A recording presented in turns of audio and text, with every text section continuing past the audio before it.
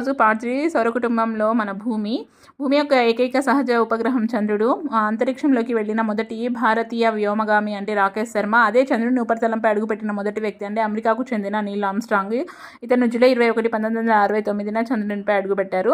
చంద్రయాన్ 1 గురించి అంటే చంద్రునిపై పరిశోధనకు భారత అంతరిక్ష పరిశోధన సంస్థ ఇస్రో 2008 అక్టోబర్ 22న శ్రీహరికోటలోని సతీష్ ధావన్ స్పేస్ సెంటర్ నుండి చంద్రయాన్ 1ని ప్రయోగించింది. PSLV-11 రాకెట్ ద్వారా 11 పరికరాలు పంపబడ్డాయి.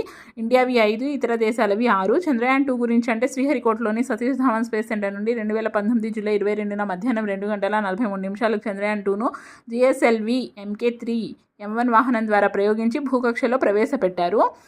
ఇందులో పరికరాలు ఏంటంటే GSLV Mark 3 అనేది రాకెట్ కదా, అది వాహన నౌక. విక్రమ్ ల్యాండర్ చంద్రునిపై సురక్షితంగా నౌకను దించు పరికరం.